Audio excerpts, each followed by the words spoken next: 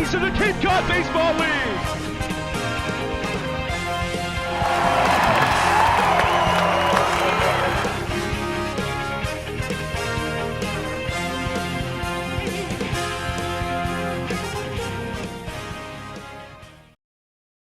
For the final time this year, we say hello from Spillane Field, the home of the Wareham Gatemen. It's game 44 out of 44 in the 2023 Cape Cod Baseball League regular season. Here on the leadoff spot, alongside my broadcast partner, Aiden Blank, Jack Hunter with you. And Aiden, today's the Whitey Red Sox make their way across the bridge for the final regular season game of the year. It's going to be the final game the Gatemen play this year, as they are missing the playoffs this year. Just a lot of appreciation, a lot of gratitude for just what this season was. Yeah, I think today is going to be about the overarching theme of thank you, of everybody who came to Spillane Field this season, who watched us on the air, and hey, a chance to go out not only with a win, but to spoil some fun for the Red Sox. They need a win and an Orleans loss to get the 1 seed in the postseason. Well, YD was in first place for 38 days leading up to yesterday, but they lost to Orleans at Red Wilson Field 11-4. And as Aiden mentioned, they need some help tonight, and they need to win here. And it doesn't help them that R.J. Austin and Enzo Apodaca, 2 All-Stars, released today. Yeah, it happens, and that's why the postseason is pretty much a different season than the regular season. You are losing guys to going back to school, to innings limits. The good managers are able to replace them with, sneaky fines late in the year from other leagues or that just haven't played summer ball, and we're going to see what this YD team is made of. Same kind of thing with Katuitt and some of the other top teams over the next few weeks in the postseason. Well, YD certainly does have some stars. Still, Hunter Hines has a 1-homer lead and a 1 RBI lead in both of those categories going into the last day of the regular season. Bryson Schaefer on the bump tonight for the Gatemen, trying to control that. Here's a third member of our crew, Amanda Foster, here with the manager's report with Ryan Smyth. Back on the leadoff spot on the manager's show with Ryan Smyth. And Coach, I have a very important first question for you. Earlier today we were doing intern batting practice and you were batting. Did you mean to hit your sideline reporter in the shin? You were standing in the wrong place at the wrong time. I was just absolute snap hooking all the balls I was hitting today, so you were just standing in the wrong spot. That is true. Did not mean it, though. All right, good to know. So today, last game of the season, everybody seems pretty relaxed and loose. What do you want to get out of this game? I want these guys to play hard for one more game. Play the game the right way that we've kind of preached and asked them to do all season long, of which they've done. One more game like that would mean a lot to me. And now I'm going to do a few rapid-fire fun questions for you. First one, what's your go-to food that you get when you go to a baseball game? To a baseball game, I mean, I'm a chicken fingers and fries guy.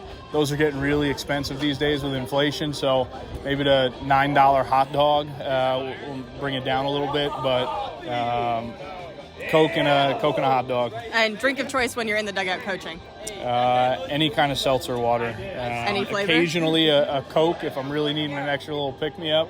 But lemon, lime, I like coconut. Any of those are good. Do you have any pregame rituals or superstitions, I guess? Not really. Other than the citronella candle that we've been lighting up before the games just because of the mosquitoes. That's kind of been the only thing we've done.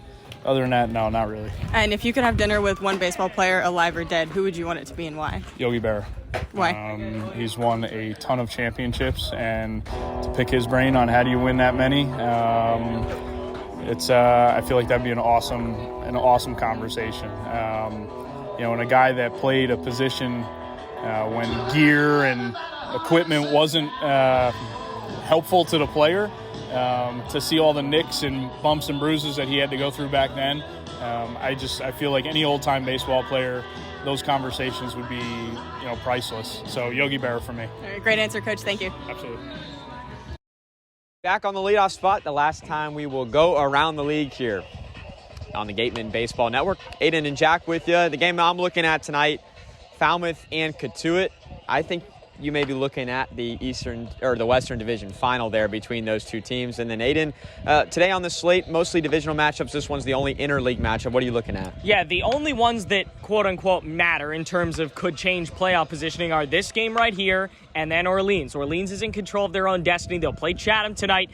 It's also very interesting for Wareham because if Chatham wins and Wareham loses, Chatham via the tiebreaker will finish higher than Wareham. Wareham will go back-to-back seasons with the worst record in the league. All Wareham has to do is win or get Chatham to lose, and you'll be all set there. But as far as playoff seeding goes, Orleans needs to win. If they lose and YD wins, the Red Sox back in that number 1 spot.